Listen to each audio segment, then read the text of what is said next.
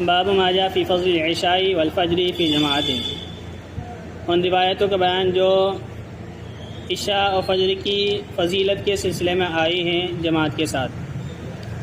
یعنی عشاء کی نماز اور فجر کی نماز کو جماعت کے ساتھ پڑھتا ہے اس کی کیا فضیلت ہے، اس کا تذکرہ اس باب کے اندر آیا ہے۔ کئی روایتیں آئی ہیں۔ پہلی روایت یہ ہے کہ جو عشاء کی نماز باجماعت پڑھتا ہے اسے آدھی رات نماز پڑھنے کا ثواب ملتا ہے،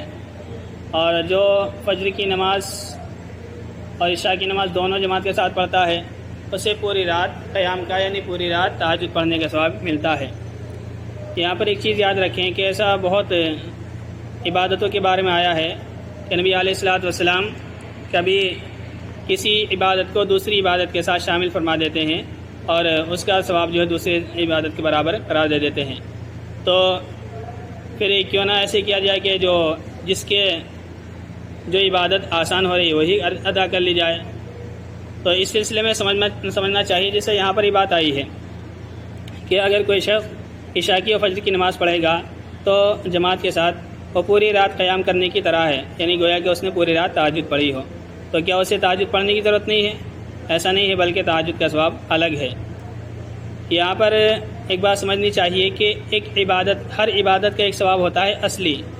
اور ایک عبادت ہوتا ہے انعامی۔ ایک ثواب ہوتا ہے اصلی اور ایک ہوتا ہے انعامی۔ تو جو انعامی ثواب ہوتا ہے، جب نبی علیہ الصلوۃ والسلام ایک عبادت کو دوسری عبادت کے برابر قرار دیتے ہیں تو جس کو تشبیہ دی جا رہی ہے اس کا انعامی ثواب لیا جائے گا، اور جس کے ساتھ تشبیہ دی جا رہی ہے اس کا اصلی ثواب لیا جائے گا، پھر دونوں کو برابر کیا جائے گا۔ تو اب اس کا مطلب یہ ہوگا کہ اگر کوئی شخص فجر کی اور عشاء کی نماز پڑھتا ہے تو اسے تہجد پڑھنے کا اصلی ثواب کے برابر ثواب ملے گا، کہ جو تہجد پڑھنے کا جو اصلی ثواب ملتا ہے تو اس کے برابر اس کو ثواب ملے گا۔ باقی تہجد کا جو انعامی ثواب ہے وہ کتنا ہے؟ وہ بہت زیادہ ہے، وہ ثواب نہیں ملے گا، بلکہ جو اصلی تہجد پڑھنے کا ثواب ملتا وہ ملے گا۔ اس کی مثال جیسے آپ نے پڑھا ہے کہ اگر کوئی سورہ اخلاص 3 مرتبہ پڑھتا ہے تو اسے تہائی قرآن کے برابر ثواب ملتا ہے۔ تو یہ سورہ اخلاص پڑھنا 3 مرتبہ، اس کے پڑھنے کا قرآن کریم کا جو پڑھنے کا جو اصلی ثواب ہے، جو وہ ثواب سورہ اخلاص پڑھنے کا ملتا ہے۔ باقی قرآن کریم پڑھنے کا جو انعامی ثواب اللہ کی طرف سے ملتا ہے وہ بہت زیادہ ہے۔ تو اس لیے جو ایک عبادت کو دوسری عبادت کا مشابہ قرار دیا جاتا ہے ثواب میں، تو انعامی ثواب اصلی ثواب کے برابر ہوتا ہے، باقی ہر عبادت کا جو انعامی ثواب ہوتا ہے وہ بہت زیادہ ہوتا ہے۔ تو اللہ تعالیٰ نے ایک تو قانون بنایا ہے کہ اس عبادت کا اتنا ثواب ملنا ہے، اور دوسرا اللہ تعالیٰ اپنی طرف سے انعامی ثواب بھی عطا فرماتا ہے۔ تو انعام کے طور پر اللہ تعالیٰ فجر کا اور عشاء کا اتنا ثواب رکھ دیتا ہے، جیسا کہ گویا کہ کوئی تہجد پڑھے پوری رات، اور پوری رات تہجد پڑھنے کا کتنا بڑا ثواب ہے اس کا ثواب جو ہے الگ ہوگا، اور اس کا جو اصلی ثواب ہے وہ الگ ہوگا اور انعامی ثواب الگ ہوگا۔ دیکھیں امام ترمذی فرماتے ہیں ہم سے بیان کیا حناد نے، فرماتے ہیں ہم سے بیان کیا عبدہ نے، سعید بن ابی عروبہ کے حوالے سے، نہیں غلط ہے، باب ما جاء فی فضل العشاء والفجر فی جماعت، ابھی قال حدثنا محمود بن غیلان۔ امام ترمذی فرماتے ہیں ہم سے بیان کیا محمود بن غیلان نے، اور فرماتے ہیں ہم سے بیان کیا بشر بن سری نے، اور فرماتے ہیں ہم سے بیان کیا سفیان نے، عثمان بن حکیم کے حوالے سے، انہوں نے عبد الرحمن بن ابی عمرہ کے حوالے سے، انہوں نے عثمان بن عفان کے حوالے سے، اور فرماتے ہیں کہ رسول اللہ صلی اللہ علیہ وسلم نے فرمایا کہ جو شخص عشاء میں حاضر ہو جماعت کے ساتھ، جو عشاء میں حاضر ہوا جماعت کے ساتھ، تو اس کے لیے آدھی رات قیام کا ثواب ہے، تو اس کے لیے آدھی رات قیام کا ثواب ہے۔ اور جو عشاء اور فجر میں جماعت کے ساتھ نماز پڑھے تو اس کے لیے پوری رات قیام کرنے کی، تو اس کے لیے پوری رات قیام کرنے کی طرح ہے، تو اس کے لیے پوری رات قیام کرنے کی طرح ہے۔ اس باب میں عبداللہ بن عمر، ابو ہریرہ، انس، عمارہ بن ابی عروبہ، جندب، ابی بن کعب، ابو موسیٰ بریدہ رضی اللہ عنہ سے روایت ہے۔ امام ترمذی فرماتے ہیں ہم سے بیان کیا محمد بن بشار نے، یہ اگلی روایت ہے۔ اس کا خلاصہ یہ ہے کہ جو شخص فجر کی نماز پڑھتا ہے تو یہ اللہ تعالیٰ کے ذمے میں، اللہ تعالیٰ کی حفاظت میں چلا جاتا ہے، لہذا اللہ کی حفاظت میں گئے ہوئے شخص کو ستانا نہیں چاہیے، اور یہ جو ثواب ملتا ہے یہ اس صورت میں ملتا ہے جب جماعت کے ساتھ نماز پڑھی جائے۔ تو اگر کوئی شخص جماعت کے ساتھ فجر کی نماز پڑھتا ہے تو وہ اللہ کی حفاظت میں، اللہ کی مدد میں چلا جاتا ہے، تو لہذا ایسے شخص کو ستانا نہیں چاہیے۔ فرماتے ہیں امام ترمذی کے ہم سے بیان کیا محمد بن بشار نے، فرماتے ہیں ہم سے بیان کیا یزید بن ہارون نے، اور فرماتے ہیں ہم سے بیان کیا داؤد بن ابی ہند نے حسن کے حوالے سے، انہوں نے جندب بن سفیان کے حوالے سے، انہوں نے نبی صلی اللہ علیہ وسلم کے حوالے سے کہ آپ نے فرمایا جو شخص صبح کی نماز پڑھتا ہے تو وہ اللہ کی ذمہ داری میں رہتا ہے، تو تم اللہ کی ذمہ داری میں رخنا اندازی نہ کرو، فلا تغفر اللہ فی ذمتہ، تو اللہ کی ذمہ داری میں تم رخنا اندازی نہ کرو، یعنی اللہ کے اس میں حفاظت میں گئے ہوئے شخص کو نہ ستاؤ۔ امام ترمذی فرماتے ہیں عثمان کی حدیث حسن صحیح ہے، اور یہ حدیث عبد الرحمن بن ابو عمرہ حضرت عثمان کے حوالے سے موقوفاً بھی مروی ہے، اور مختلف طرق سے حضرت عثمان سے مرفوعاً بھی مروی ہے، دونوں طرح سے روایت آئی ہے۔ امام ترمذی فرماتے ہیں ہم سے بیان کیا عباس عنبری نے، اور فرماتے ہیں ہم سے بیان کیا یحییٰ بن کثیر نے، یحییٰ بن کثیر ابو غسان عنبری نے، اور انہوں نے اسماعیل بن کحال کے حوالے سے، انہوں نے عبداللہ بن اوس خزائی کے حوالے سے، انہوں نے بریدہ اسلمی کے حوالے سے، انہوں نے نبی صلی اللہ علیہ وسلم کے حوالے سے آپ نے فرمایا بشر المشائین فی الظلم الی المساجد، تاریکیوں میں مسجد کی طرف جانے والوں کو خوشخبری سنا دو قیامت کے دن مکمل نور کی۔ یہ حدیث غریب ہے، یعنی کوئی اگر عشاء کی نماز پڑھنے کے لیے جاتا ہے، یا اسی طرح سے تاریکی میں فجر کی نماز پڑھنے کے لیے جاتا ہے، یا اسی طرح سے اور بھی دیگر نمازوں کے لیے رات میں چل کر کے جاتا ہے، تو اندھیروں میں چلنے کی وجہ سے اللہ تعالیٰ اسے قیامت کے دن نور سے نوازے گا، اور اندھیری کا بدلہ اس کو قیامت کے دن مکمل نور سے دیا جائے گا۔ جی پڑھیں۔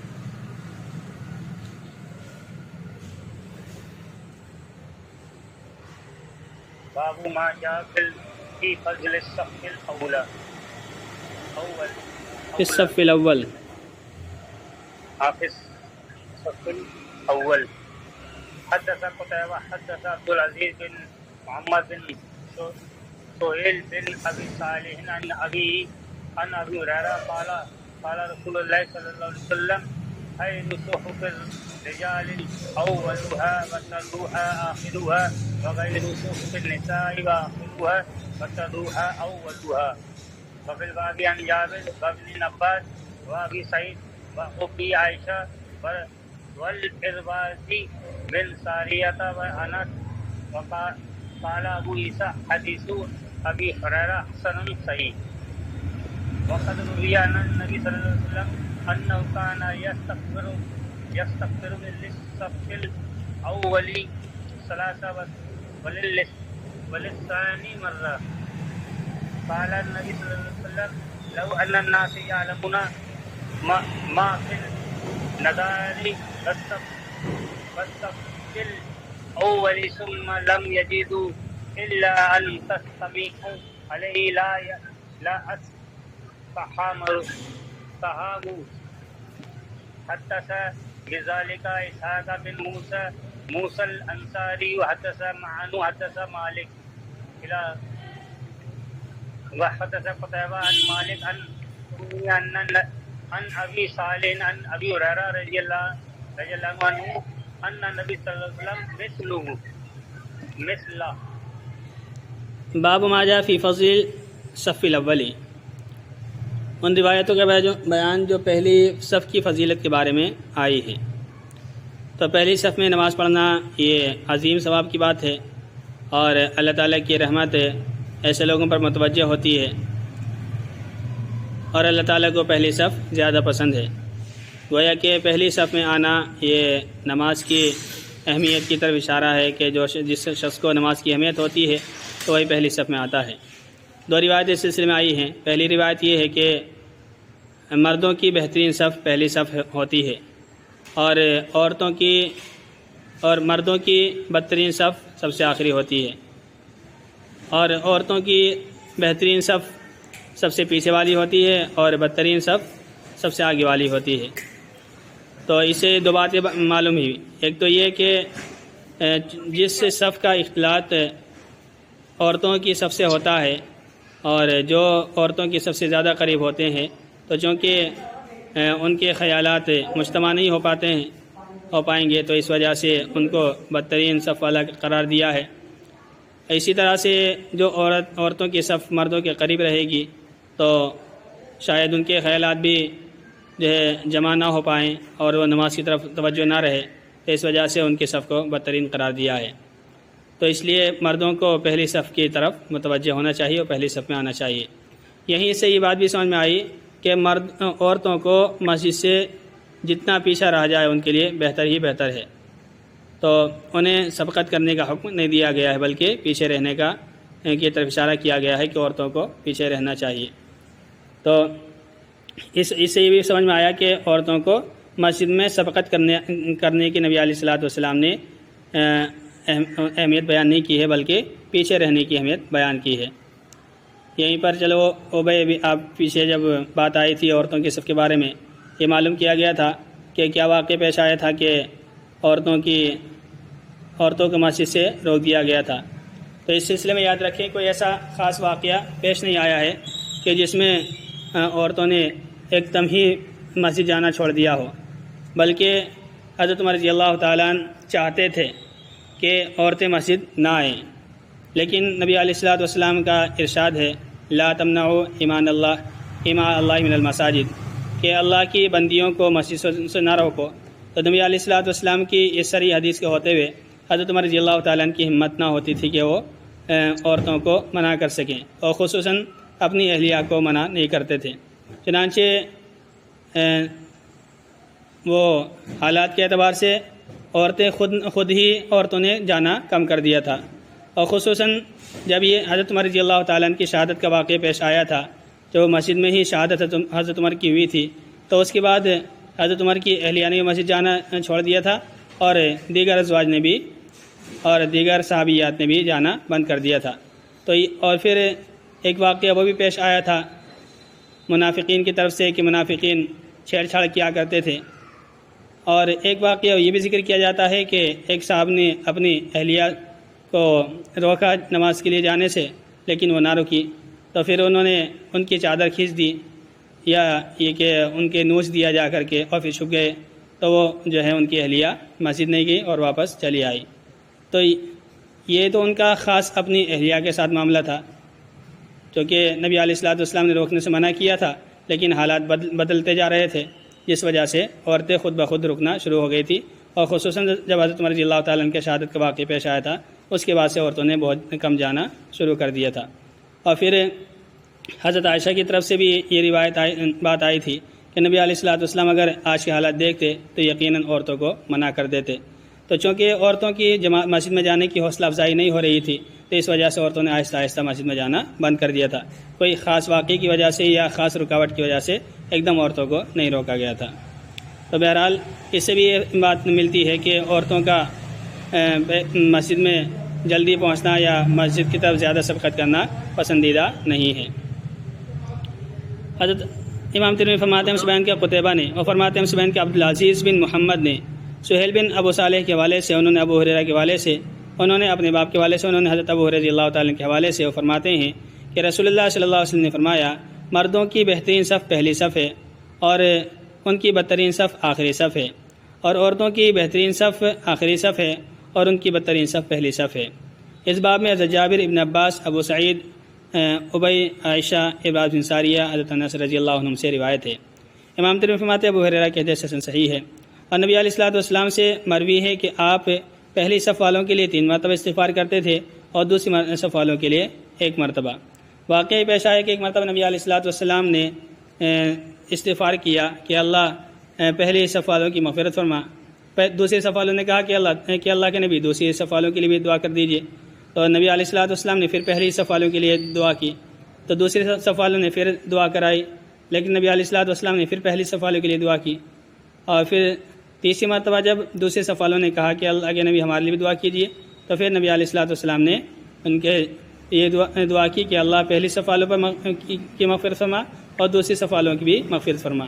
تو آپ نے پہلی صف والوں کے لیے 3 مرتبہ دعا کی تھی، جبکہ دوسری صف والوں کے لیے صرف 1 مرتبہ دعا کی تھی،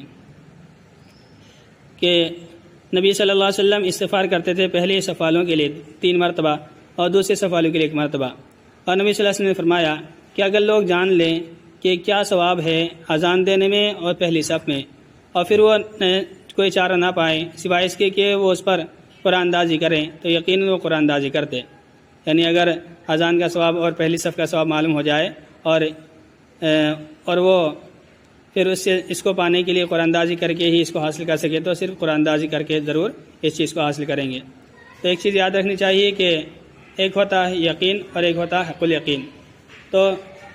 صحابہ کرام کو یقین تو تھا، لیکن